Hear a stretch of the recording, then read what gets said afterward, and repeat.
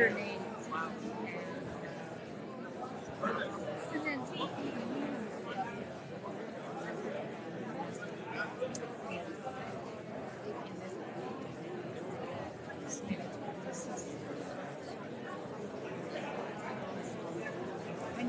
I know, and I would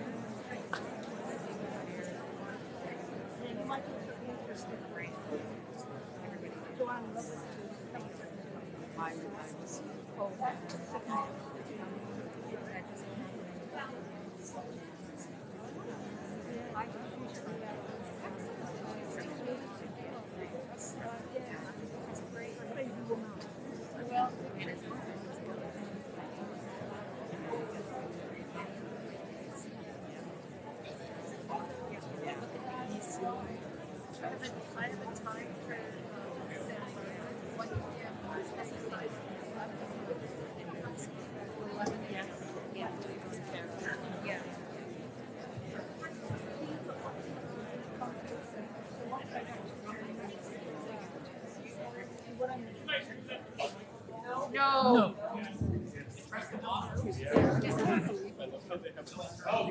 Okay, how's that sound? I am so used to communicating without microphones. I'm just using my one power. I want to welcome you all to our event this evening. This event is sponsored by 4 community associations. The Cordova Bay Association for Community Affairs, the Falaise Community Association, the Blenkinsop Valley Community Association, and my own association, the Broadmead Area Residents Association.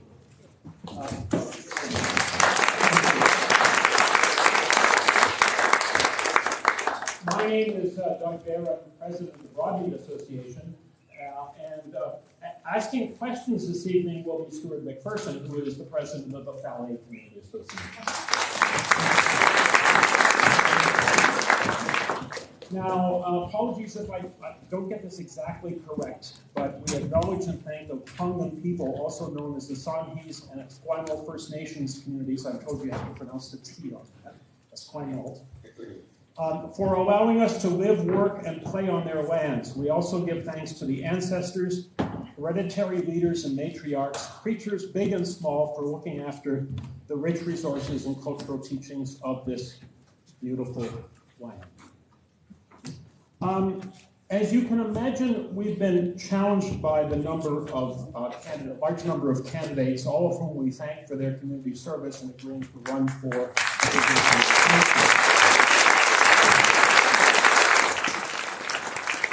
We made placards up on the assumption that we would have tables across the front.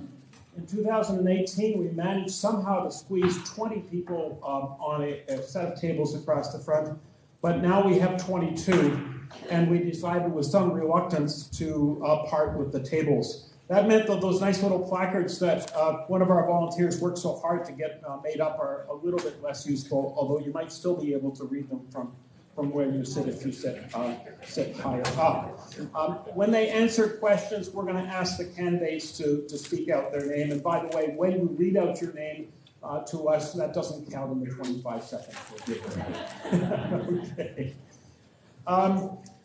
We've, as you can imagine, had to use a format which would not necessarily let our candidates take as long as they might like to answer questions, in order to allow you to make meaningful comparisons between and among candidates. In order to allow you to make meaningful comparisons between and among candidates, we opted for more questions rather than longer answers for questions.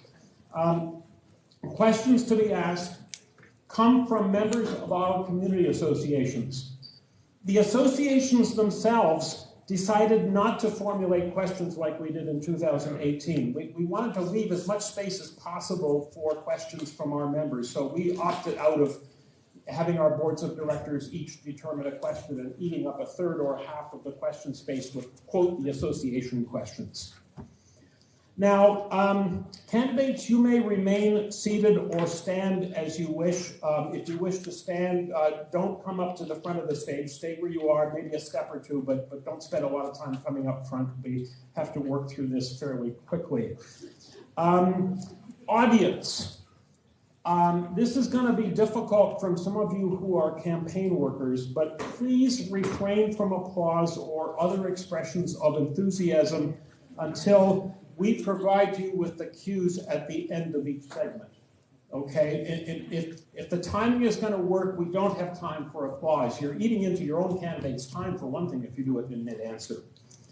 And let's see, what's the last thing? We're going to start with 6 questions chosen at random from the 36 questions we received from members of our associations. The 2 questions, and I think even the 3rd question, that we received the most often made the cut. So some of these 6 questions are questions that came from more than one person, reflecting an interest in the community for the questions. Candidates will have 25 seconds to respond. Now, our timer, Dave, is right here. I hope you can all see him.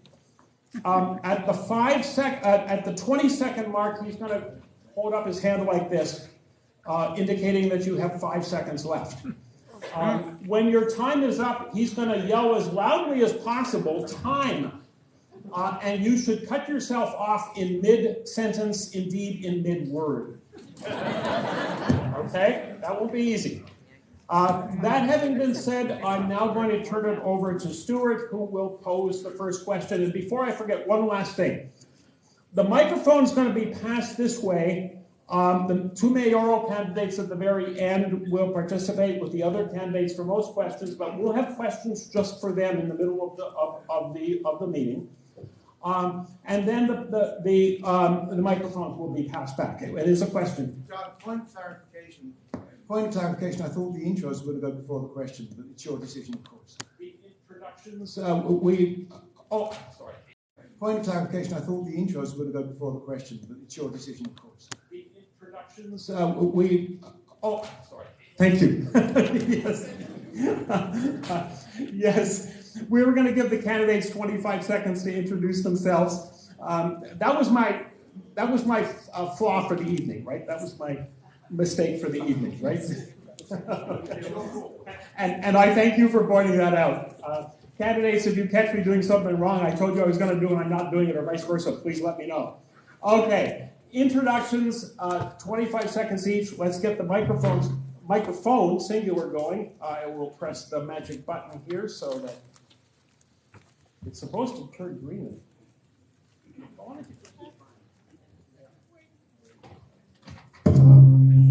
Oh, now it works. All right.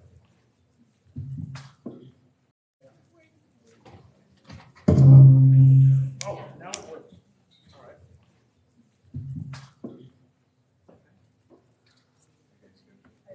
right. Don't start until she announces her name.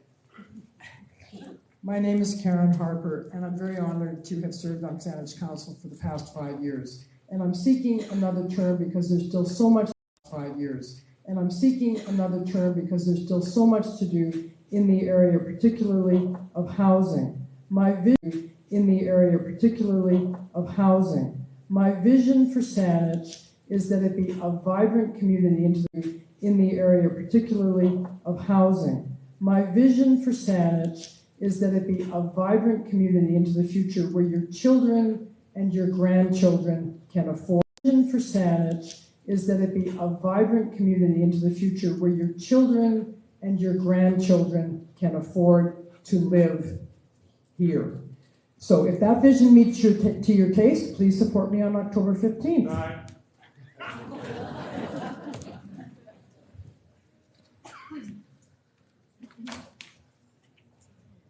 Hi there, my name is Natalie Chambers.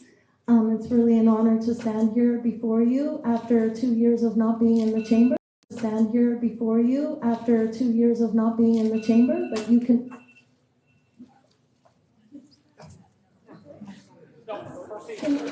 Can you? It's really. If you've got a cell phone, please turn it off. It's really nice to be in front of you after 2 years in the chambers. If you've got a cell phone, please turn it off. It's really nice to be in front of you after 2 years in the chambers, not being there, but you can rest assured that I voted with the public interest 10 out of 10 times. I'm a farmer in the Blenkinsop Valley, not being there, but you can rest assured that I voted with the public interest 10 out of 10 times. I'm a farmer in the Blenkinsop Valley. I'm an organic farmer. I grow 108 crops 12 months a year. I'm an organic farmer. I grow 108 crops 12 months a year.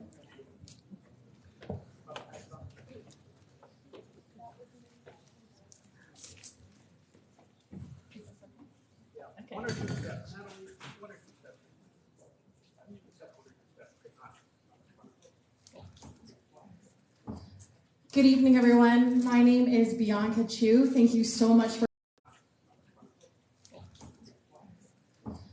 Good evening, everyone. My name is Bianca Chu. Thank you so much for coming out and spending your evening with us. I am a first-time, brand new candidate, and I'm so excited to be here on stage. I'm a connector, I'm a community builder, and I love just helping people. I am a longtime resident of Saanich, and I just want to make things a little bit more accessible for people to participate.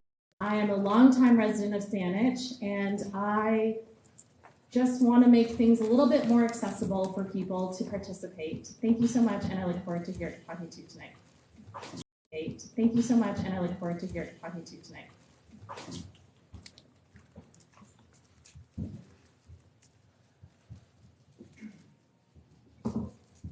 Hi, I'm Mina Westaver. Thank you for being here. I was born and raised in Saanich.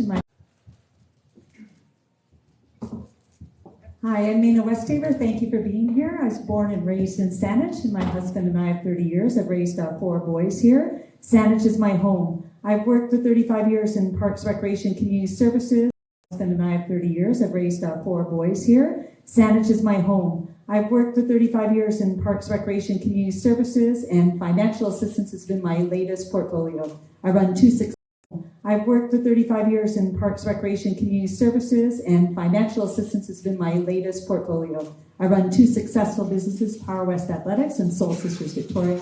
I'm deeply involved in the community as a volunteer, raising hundreds of thousands of dollars for causes that matter and people that need it.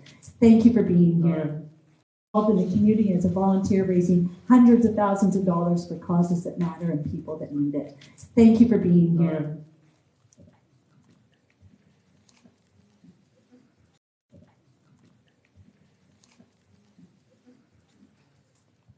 Hello, my name is Jordan Reichert, and I've been in healthcare.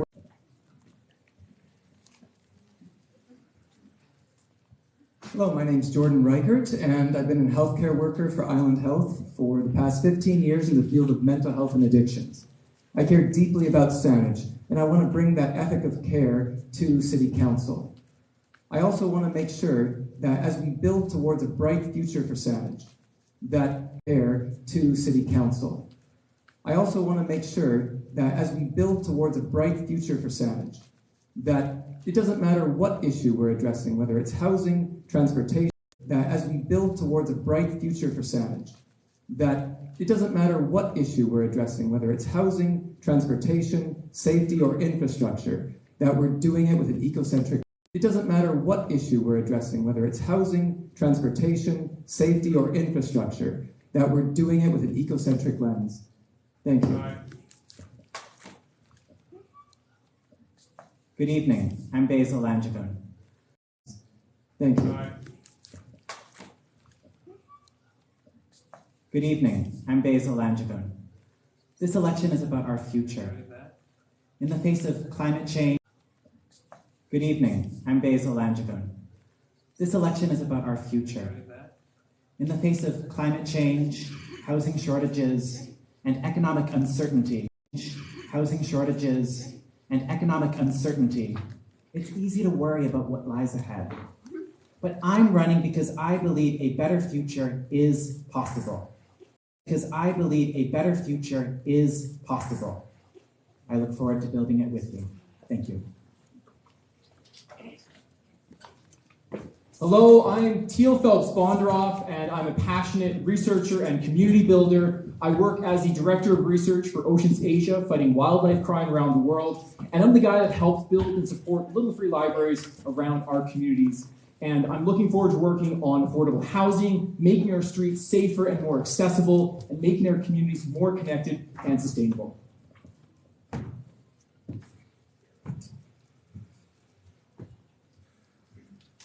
Good evening, everybody. My name is Kathleen Burton. I have a nonprofit background with 25 years of managing nonprofits in Greater Victoria and in Ontario. And I am pleased to be running for Greater Victoria and in Ontario. And I am pleased to be running for the second time. I ran in the last election, missed it by just a hair, 1.1% of the vote. So I look forward to your votes again. And for those of you who don't know who I am, please visit my website at kathleenburton.ca. I'm choosing not to put out campaign. And for those of you who don't know who I am, please visit my website at kathleenburton.ca. I'm choosing not to put out pamphlets this year for the environment. Thanks. Hello, everybody. I'm Rishi Sharma. I'm a director with the provincial government. I listen, learn, and know how to create effective policies, procedures, and processes. I'm skilled and solutions-oriented. If you're looking for action and getting stuff done, then vote Sharma. And that's actually going to be the script for my next video, which I'll send out later on. And I'd also want to acknowledge that we have a provincial minister here, Lana Popham. Thank you for coming. Hopefully, if we all get to the table, we do great work. Hopefully, if we all get to the table, we'll be able to work with you as well. Thank you. Hi, I'm Mark Young. I am a journalist, a filmmaker, a teacher at UVic, and like all of you here tonight, somebody who believes that local government can make a really positive difference in our lives. Thank you all for coming out here tonight. Thanks, Mark. My name is Trevor. Candidates, especially for council, please announce your name beforehand because otherwise people might not know who you are. Remember, we're not counting that against your 25 seconds. It's Jordan McDougall again. I think that no matter how you feel about amalgamation, it makes perfect common sense business sense to combine emergency services like fire, police services so that we can continue getting proper care to us. And I think the next thing is a regional transit authority makes common sense. I think that the way our roads are functioning right now would be much better handled by a regional transit authority. Thank you. Hello again, I'm Gregory Maddy. Amalgamation is a complex issue, and I lived through it in Ottawa. There are pros, there are cons, there are efficiencies, and there are inefficiencies. I would see a sequenced approach being the best approach and trialing that as we go, starting with the primary services of fire, ambulatory, and police. But just to let you know, the elephant in the room is that the police chiefs and the fire chiefs don't want amalgamation because they want to protect their turf. Hello, my name is Colin Plant. It's really not my decision whether or not we decide to amalgamate with the City of Victoria after the Citizens' Assembly.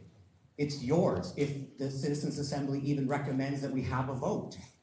So it's hard for me to say yes or no today. Should there be probably less municipalities? We'd never design it this way. Of course we would.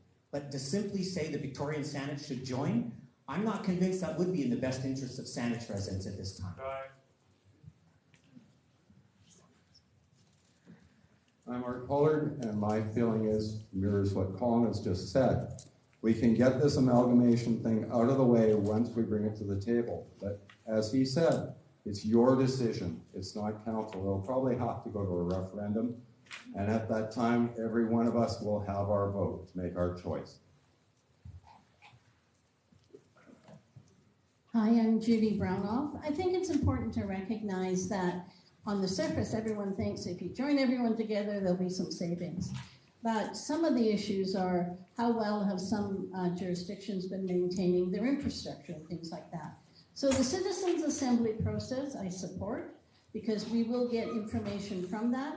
And then, as Colin has said, it'll be up to you to vote after reading the Citizens' Assembly work. Thanks. Susan Bryce, you're going to think I'm being repetitious because, in fact, we're in a process that was started by you. In the last referendum, 58% of you said that we should consider a citizens' assembly. Obviously, COVID intervened. I look forward to the discussions from that group, and it is not binding, and council will have an opportunity to deliberate on their findings, and then ultimately, if there's a question, it will come to you. So that will be the decider. Zach DeVries again, and I support the Citizens Assembly. I think it will provide residents with the information that they need to make their choice, because the question of amalgamation, as complex as it is your choice. My promise to you is to work vigorously on other forms of cooperation in the interim. Thank you. Well, to be honest, my opinion is that I'd like to see our core services shared, definitely fire, police, ambulance. But in terms of the rest of it, I don't have an opinion, and I'd be waiting for yours to determine where we're headed. I think sometimes we envision amalgamation, meaning that it is going to save money, but I agree that the infrastructure problems could be different in different places, and we might be covering those. So, that's me. SashaIzar.com. I'm opposed to amalgamation. It's a bit controversial, but what happens is you end up getting the more populous areas dominating over the less dense areas. I wouldn't want to see Langford ruling over the Highlands, or Machosen or Colwood ruling over the less dense areas around them. So that's why I'm opposed to amalgamation, because each area has a unique identity, and amalgamating emergency services is a must. Mark Dufeld. I love the word citizen. We talk to our students about citizenry and being a part of the citizenry all the time. My only fear would be that we lose a sense of community. So if I need to talk to a police officer, I go to my friend Brad Bracich, and we talk about what policing looks like. I coach the kids of 2 firefighters. I would talk to them. I want to make sure that we hold on to that community aspect of this. Trevor Barry, top of the ballot. I'm also running for CRD director. Amalgamation is a great conversation that we need to have. The governance model of municipalities and regions that the province controls, we've been reminded this week how quickly that can change. And it should change, it's out of date. But amalgamation isn't the biggest thing. A regional land use and mobility authority vis-a-vis TransLink would be a much better model to start looking at. Mark Young, middle of the ballot somewhere. So, as somebody who asks people questions for a living, I love the idea of a citizens' assembly and hearing what all of you think. That said, we really need to make sure that our emergency services, I'm speaking specifically about emergencies like earthquakes and some of the horrific things we've seen happen over the last few years, are coordinated. Also, fire. Thanks. Rishi Sharma, I do think we need to look at efficiencies, of course. We need better processes, of course. But some of the horrific things have been happening in Saanich, and I'm scared. I'm scared that we're going to lose some of our resources, some of the priorities towards Saanich when it comes to particularly the police. Just down the road from where I learned that there's some human traffickers. This shooting that happened in Saanich. There was a road rage incident. There was an incident at Interurban. We need our resources for us. We need them now for us. And I'm running for Saanich. And KathleenBurton.ca. I very much look forward to the Citizens' Assembly. I am neither for nor against complete amalgamation. I do think, though, in my personal opinion, is that we could easily go to 3 or 4. I don't think all 13 municipalities should ever amalgamate into one. I do, running out of time. Thank you very much. Teal Phelps Bondroff here. So I work as a researcher. I study everything from sea cucumbers to tax policy to parliamentary procedure. And at the heart of being a researcher is evidence-based decision making. So I'm looking forward to not just a decision from the Citizens' Assembly, but a range of options, because we've already heard a lot of really good options from my colleagues up here. So what I'm hoping to do is to present residents with 5 or 6 different options. We can mull them over, evaluate them using strong evidence, and make the best decision for our region and for Saanich. Basil Langevin, number 10 for Citizens Assembly, or wherever we're at this point. The question of amalgamation, for me, really brings up What is our underlying need? Clearly, there's a need for more regional collaboration. Clearly, there's a need for more efficiency of services. And as the amalgamation process stretches out over years and years and years, and inevitably will because of its complexity, I think we need to be tackling some of that cooperation now. Thank you. Jordan Reichert. You know, quite a few years ago now, we had a citizens' assembly on proportional representation in BC. And unfortunately, that didn't end up happening. And I'm terribly disappointed by that. This citizens' assembly, I think everyone here is going to respect the results of, but we need leadership to bring the municipalities together, not just combining services, but addressing climate change and transportation across the regions. Thank you. Hello, Mena West-Tabor. Yes, I also am looking forward to seeing the results of the Citizens' Assembly, and most importantly, I'm looking forward to the honor of serving what the community is asking for. A couple bullet points. Bigger is not always better, although integration of services can be very effective, and we've already proven that in our emergency services through our fire service with mutual aid, helping each other out. And I believe in community integration of services will be effective. Thank you. BiancaChew.com, thank you. I think that I am not different than many people up here. I think that there are so many ways that people want to optimize. They want things to be more efficient. People want to save money. We all want to save money. However, we want to make sure that we get the services that we need as efficiently and as on time as possible. So I look forward to the Citizens' Assembly, and I look forward to bringing in more participation so we can get. Hello there, I'm Natalie Chambers, seeking re-election to Saanich Council in the CRD. I think that there's a right way to go about things, and since we're talking about territorial boundaries here, it would be nice to consult with the First Nations. I'm also, like everyone else here, very in favor of integrated services and cooperation, like with our mutual aid fire. I was a big part of, not a big part of that, but obviously promoting that. I'm Karen Harper, and 88% of you in the last election, in fact, voted to have a citizens' assembly. So I'm looking forward to that coming forward. And my commitment to you is that whatever they recommend, I will be pushing for council to bring it back to you in whatever form is appropriate. I have my personal biases. I was on the executive of amalgamation, yes, but I think it's much more important that we achieve whatever this comes out of this process. Thank you. Thanks everyone, and you can have a little applause if you like.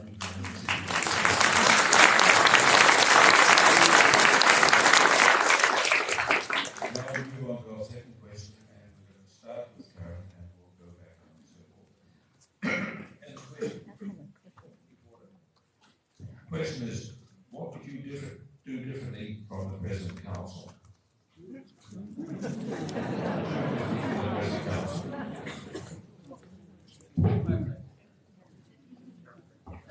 Karen Harper, what I would be doing that I've tried to do over the course of this last council is try to achieve a better fiscal process on our budget that would come to you much earlier, that would mean that we had real input into that fiscal process, and that would give us real options on a go-forward basis. By the time it comes to us, it's pretty much baked in, and I don't think that that's good enough, so that's what I would do differently on your behalf. Thank you. Hi there, I'm just going to stay seated. What I would do differently is to follow through with our promises, and that would be to implement the environmental protection on both private and park lands, and to actually follow through with creating affordable housing, which was, as we came advertised. These two items that were not achieved this term are the reason why I will be seeking re-election. Bianca Chew. I would be remiss if I didn't point out that I am not the youngest. However, I am the youngest female and the only female of color who is on the stage here tonight. And I think a big part of why I'm running is I would like to create spaces where more people feel comfortable and represented to participate. I think that there is a huge benefit in increasing more participation. I'm Mena West-Tabor, and what I would do differently is I would hopefully show up every Monday night to be a part of the council table and conversations. I think the current council and mayor did a fabulous job, and I think we would all agree around any productive, efficient, high-functioning group that we can always do better. And I would bring the fun factor to that table to ensure we did that and be your voice. Thank you. Jordan Reichert, listen, that's what I heard from people at the door, is that many people across Saanich have not felt listened to, and they've not felt consulted to the degree that they felt they should have been. And so I would ensure that accountability and transparency in process to listen to people and bring their concerns to the table. Thank you. Basil Langevin, I would bring a greater lens on accessibility and making sure that for those of us who are disabled, we are included in our community. We are welcomed. There's space made for us.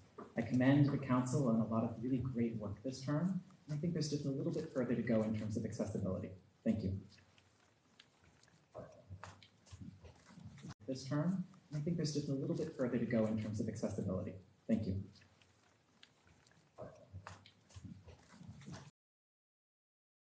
To bring that process more into the Saanich system and move it towards an economic development plan. Create a plan so we can stop taking all of the resources and dollars from property taxes and start to create new revenue so we can build on the systems and build a better Saanich. Hi, I'm Mark Young. Wanted to agree with what Kathleen just said in terms of the strike vote, and I realize that's the first time that's come up, I think, in any of these meetings. Also, listening is what I do in terms of talking to people, and same thing that Jordan just said, that I'm hearing that people don't always feel listened to, so I think we need to make sure that you don't always have to come to meetings like this to share your opinions, and I know the public hearings are always scary. Hi, Trevor Barry. I would like to bring a parenting perspective to the council chambers, because this is something that is often lacking. When it comes to accessibility, I'm not sure whether a committee is the right way to go here, but we need to talk accessibility as a performance metric at the top of reports. Also nice at the top of our reports would be walk score for developments and a climate scorecard. I'm Mark Neufeld. I'm currently teaching grade 11 social science, or political science, and we start with the Haudenosaunee, I know that's a big word, Confederacy. It's the first democracy in Canada. And what they did after years of warring was they came together and they sat down at a table and they talked until everybody came together what the best decision was for their communities. They collaborated. And I think we can do that better. Right. Almost everything. What Saanich, this council lacks is transparency. Do you want to see their voting record? You can't. There's no vote billboard. You can't see what they voted on. You'd have to go manually through all the webcasts and waste huge amounts of your time because you can't see what they voted on. Now, I follow this because I read articles very often, and I find their vote records hypocritical. They didn't even ban gas leaf blowers, and they talk about climate change. Leslie Miller Brooks. I think that what I would like to see, because there are so many changes taking place in Saanich, is that we have a review process of what's happening, so that if something's not quite working right, we have an opportunity for the community to come back to us and tell us what's not working right so that we can rejig it. Zactories.ca. I'm very proud of the work that we've done, but one question I always ask myself in any conversation is who's missing. And we can look around this room today and we see, a very few amount of young people. Most of them are on the stage. And we need to be better at reaching out to ensure that we are a Saanich that is shaped by an incredible diversity of voices that call here home. Thank you. Susan Bryce. I think it is an opportunity for us to have learned from what we went through with COVID. We went from being a totally person-to-person meetings with the public coming in, to then we went totally online. I think it's time for us to review how do we go forward and really use the technology to harvest the good ideas around the council table, also from the public. JudyBrownoff.ca. I would, one, introduce an update to our software, Granius, so that our voting record is transparent.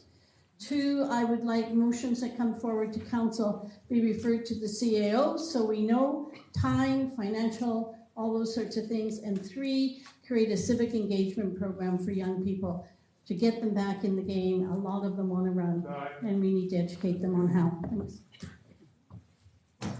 ArtPollard.ca, and as was pointed out by Zach, yeah, I'm a little embarrassed when we don't have a high turnout of youth in this room, and that's and as was pointed out by Zach, yeah, I'm a little embarrassed when we don't have a high turnout of youth in this room, and that's something that's happened at all three of these all candidates meetings.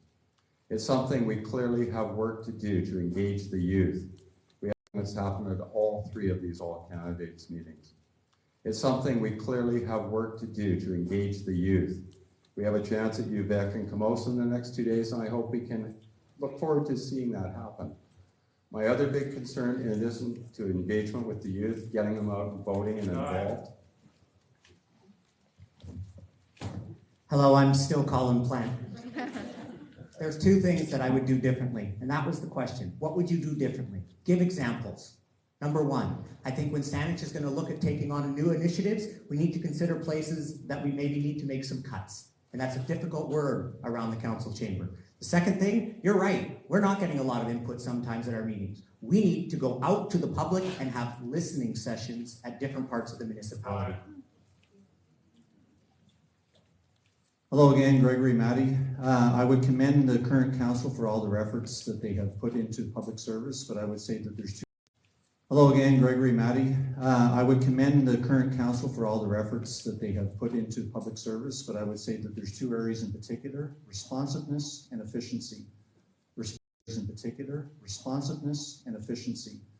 Responsiveness to public requests for assistance to get back to in a timely manner, which is not happening, and efficiency in the way that they do business. I don't think we see enough critical thought amongst council members and reliance too much on committees and subcommittees to get opinions. I would change that very quickly.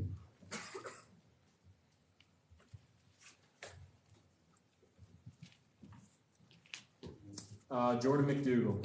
I think respect for the community I live in, respect for the community I grew up in, and for the one that I want to live in the future. I go up and down thousands of doorsteps, and I might have a slight advantage in the number I can get in one day by myself. But I hear time and time again, if only they had only asked me. If only they had only asked me about that quick build, right? And so I think that's really what I want to bring to the table.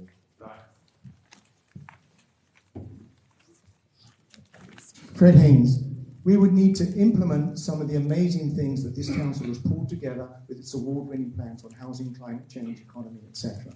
One thing you don't know, we just spent $36 million building the back end of our IT system to actually deliver a lot of what the people are talking here about engagement. We had a KPMG audit on our systems. It was regarded as one of the worst in BC. Your applications, your voice can be heard better when we have a responsive IT system that can deliver that communication. It's Dean Murdoch again. I just wanted to say I thought Colin's suggestion of a listening session or a series would be a great idea for the next council. I also think that we hear a lot about these award-winning plans, but they seem to be accumulating on a shelf. I also think that we hear a lot about these award-winning plans, but they seem to be accumulating on a shelf. I don't see a lot of action moving those things forward. And I think it's the job of mayor and council to receive your input, to incorporate them into plans, and then to lead, to create the affordable housing, to create road safety, to create a healthy environment. Thank you. Thank you, everybody. Don't you agree? Thank you, everybody. Don't you agree that 25 seconds really focused the mind? I think all the candidates are doing a great job in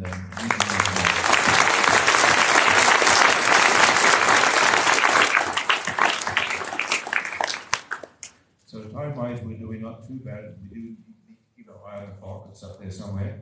And I'll move on to the third question. And just a reminder, we'll start at the end with Dean and move backwards. At the end with Dean and move backwards. Many residents are very concerned about the property tax increases that occur annually. What are your views on these spiraling increases? That's a bit of a loaded question, don't you think? Absolutely. During my time on council, we grew the infrastructure replacement budget from $3 million to Economic development plan. Bring in new economic development plan. Bring in new revenue sources so we can try to keep the reality of our situation, keep the taxes down. Kathleen Burton. I don't think I know anyone who is overjoyed when they get a tax increase. But we all, I think, understand that we can't not get tax increases. It's where the tax increases come from. And if we want to try to keep them down, we do need to do as my colleagues have been saying, we need to densify, we need to bring in new business, and we need to support the community and listen to the community. Teal Phelps Bondroff here, and yes, we do need to increase our tax base, but we also must recognize that as times get tough, the investments that we make in making Saanich more affordable, things like bike lanes, things like community programs that bring us closer together, make our lives more affordable and richer. So we can't be cutting programs that connect people, that help them get around affordably, and that make our lives safer here in Saanich.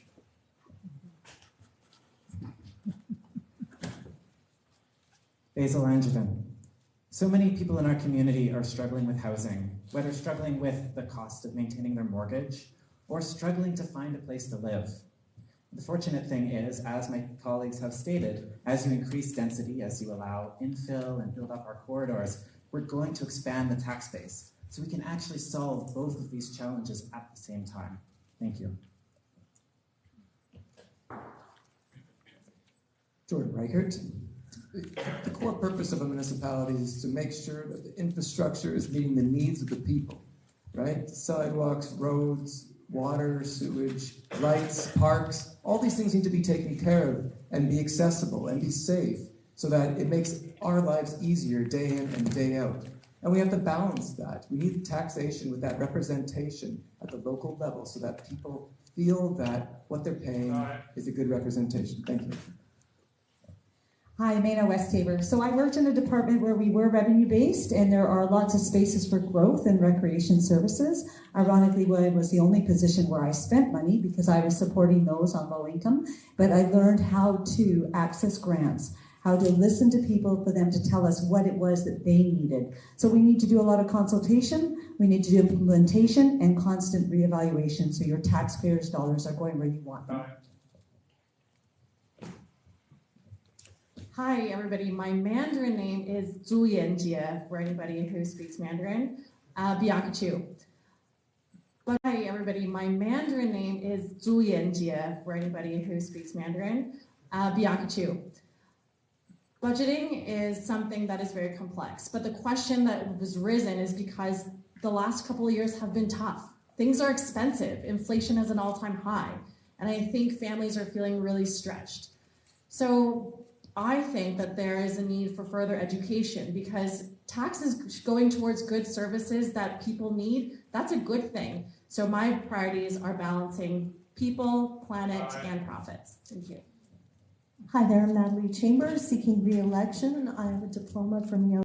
People, planet, and profits. Thank you. Hi there, I'm Natalie Chambers, seeking re-election. I have a diploma from Yale University in Conservation Finance. I believe there needs to be a review of public committees. This term, our Mayor Standing Committee on Housing gave several benefits to developers, which increased our taxes, did not provide affordable housing, and it drained our council initiative fund, and we are at a 10-year low in our surplus.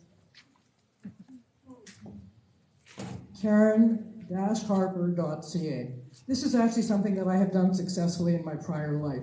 So yes, we will be able to have additional income through having additional density. But we also need to look at the other side of the ledger, which is where can we save money? This isn't about reducing services. This is about doing them more efficiently. And we haven't done that kind of deep dive money. This isn't about reducing services. This is about doing them more efficiently. And we haven't done that kind of deep dive in living memory. We need to do that, and we need to leverage IT as more efficiently. And we haven't done that kind of deep dive in living memory. We need to do that, and we need to leverage IT as a part of that. We have huge efficiency that we can create through IT.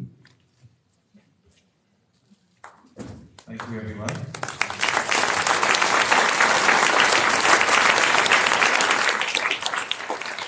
I just need to allow Karen, because she's up next, the next question, to catch your breath. But wow, I hope we get a tremendous kaleidoscope of answers. It's given me lots to think about, and that's very good for having this kind of discussion here this evening. So, Karen, if you're ready, lots to think about, and that's very good for having this kind of discussion here this evening. So, Karen, if you're ready, because you're up next. Question number 4. How will you demonstrate your commitment to having more affordable housing? I hear a lot of fear from folks that their kids are going to have to move away to Winnipeg, Edmonton, Calgary, places that are more affordable than here. And people are fearful that they won't get to see their grandkids. Those are young professionals who are leaving our community that could be taking the jobs that are vacant in our community. We need to be that could be taking the jobs that are vacant in our community. We need to be updating our neighborhood zones to make more attainable housing possible, family-suitable homes like townhouses that are in closer reach for young families to settle in our community. Attainable housing possible, family-suitable homes like townhouses that are in closer reach for young families to settle in our community.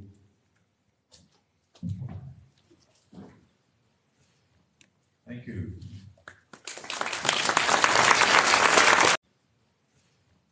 Thank you.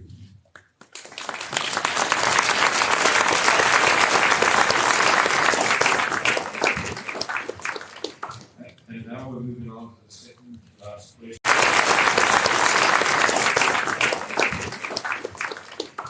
And now we're moving on to the second last question in this block. And without further ado, we'll move into it. Question number 5. What is your position on approving buildings with heights that are significantly higher than those specified in the local area plan? For example, the planned condo next to the It's hard to hear the question. Reread the question, please. Yeah, we couldn't understand. We couldn't hear it. Oh, sorry, I muffled a bit. What is Reread the question, please. Yeah, we couldn't understand. We couldn't hear it. Oh, sorry, I muffled a bit. What is your position on approving buildings with heights that are significantly higher than those specified in the local area plan? For example, the planned condo next to the Beaver Lake Park. Point privilege. That's not reached fourth reading. It would be inappropriate to talk about tonight, so that Lake Park. point privilege. That's not reached fourth reading. It would be inappropriate to talk about tonight, so that should not be an example. Why not? Fourth reading. It would be inappropriate to talk about tonight, so that should not be an example. Why not? That's the law. As has been said, the local area plans, unfortunately, were not kept up to date. The circumstances today mean that councils need to make decisions using the guidelines, definitely, that have been in place for some time, but then collectively, and with the assistance of staff, look to see where opportunities can take place. Certainly, corridors, centres, and villages are the natural. It's activereach.ca. Wouldn't it be nice if we could plan for everything? Unfortunately, we can't, and we're dealing with multiple different crises, whether it's housing, environment, and climate, and others. And what's the beauty of it is we have the public hearing process, which is a point-in-time checking with the community to see What's the beauty of it is we have the public hearing process, which is a point in time checking with the community to see, is this application the right one for this place today? And if it is, it might be outside the existing policy, but if it's got that public stamp of approval, it's in our interest. No. I would go against the community plan. And I also have a problem with how tall things get, and this would be my famous fire. I was told by a fire chief one time, never live in an apartment that's higher than the tallest ladder. No, I'm going to quote from a UDI development lobby document to Saanich on reopening the local area. No, I'm going to quote from a UDI development lobby document to Saanich on reopening the local area plans. UDI recognizes that planning on a neighborhood level through local area planning can be very divisive. The fracturing of the community for planning purposes allows entrenched interest in the neighborhood to dilute the planning process. Think about that for a minute. We've had a whole bunch of surveys that are open and unsecure, and think about that for a minute. We've had a whole bunch of surveys that are open and unsecure, and I've written multiple articles about them. Look to the West Shore. There's a pilot project being put together and developed right now that will see doctors and clinics and different facilities like physiotherapists all coming together. And we can work toward them or learn from them as they put this together. We don't have to recreate the wheel.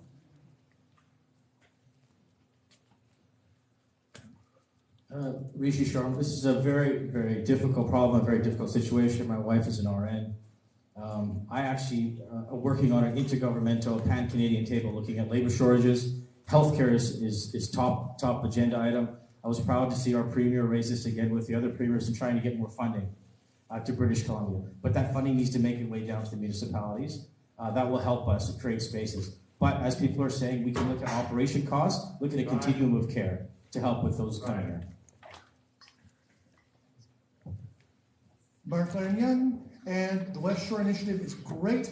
One of the things that I wanted to mention is that when I was at this housing summit, the housing protest at the legislature, the most compelling speaker was a nurse from the nursing student from the University of Victoria, who talked about how few of the nursing students plan to stay here because they don't believe they can afford to live here.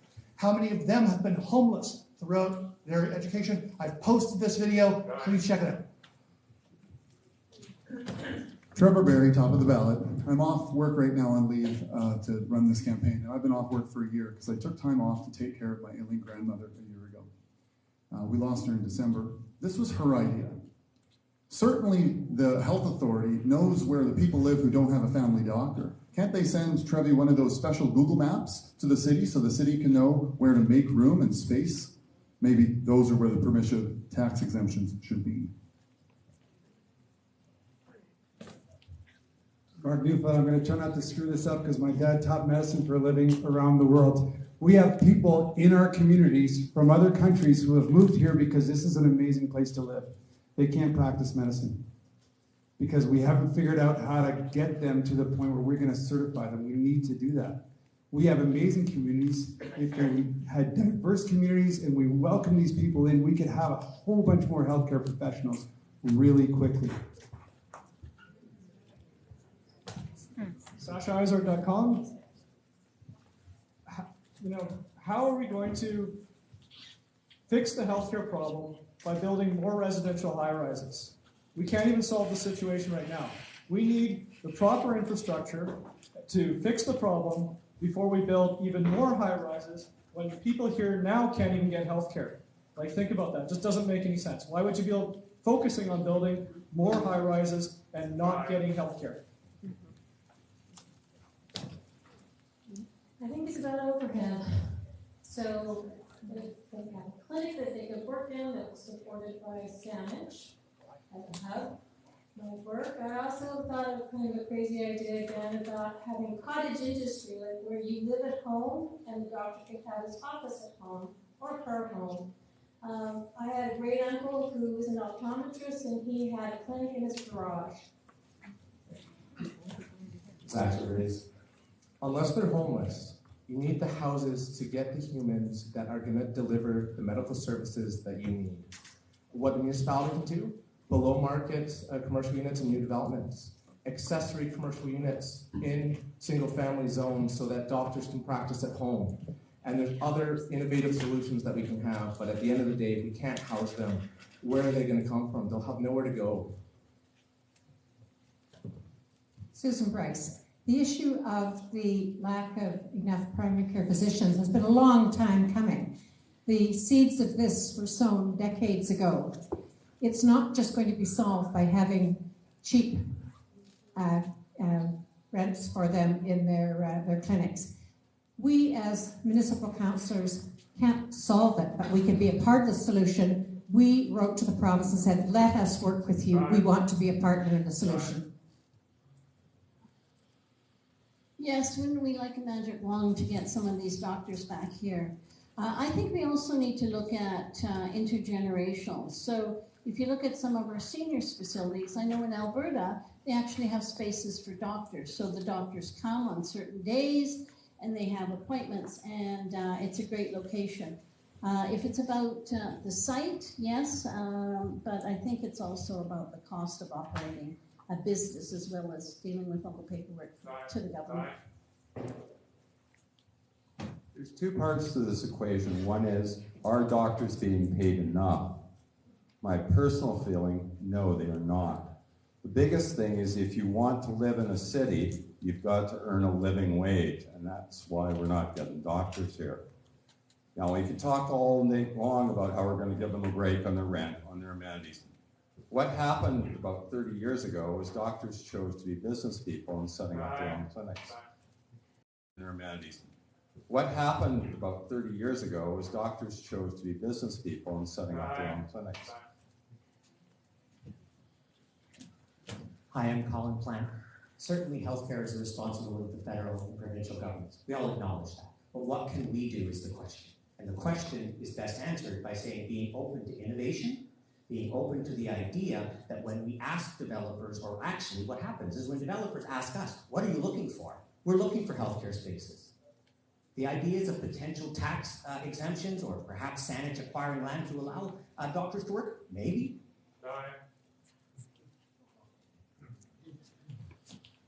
I don't often say this, but Dr. Gregory Knight, but I have a doctorate in public policy, even although I was accepted to go to med school at Dalhousie many years ago, and they turned it down because I did. Dr. Gregory Knight, but I have a doctorate in public policy, even although I was accepted to go to med school at Dalhousie many years ago, and they turned it down because I didn't see it as a viable career path. I saw it as an opportunity to become an astronaut. Although I was accepted to go to med school at Dalhousie many years ago, and they turned it down because I didn't see it as a viable career path. I saw it as an opportunity to become an astronaut. All that to be said is kids today going through medical school will tell you, I'm studying medicine, not business, but the biggest challenge I have with the family practice is the business side. Thank you.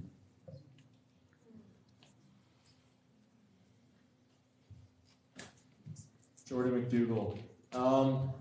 Best for last day. Everyone's said their 2 cents, and I think we've heard it all. I mean, and that's what I think. All of us have probably heard one new solution that the municipal government can do, and that's really what it's about. It's about getting new, innovative ideas. What can we do? We know it's a healthcare is a provincial issue, and that's really what it's about. It's about doing our 2 cents. Thank you. I've been working on this since election in 2018, and you've heard some elements of I've been working on this since election in 2018, and you've heard some elements of it from my colleagues. When development comes forward, we say to them, please add daycare and physicians for your own interest, because it will make it a very powerful community hub, but we need those amenities. We use the bully pulpit as the mayor, and I work with the regional mayors to meet with the ministry repeatedly to say, please do more in this space, but it's not a lever we can pull. I've been nominated by the regional doctors to say, I'm the most active.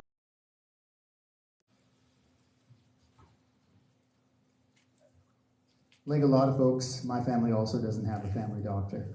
And the role that local governments play in this partnership of the multi-layered approach that takes place is ensuring that there are affordable, family-suitable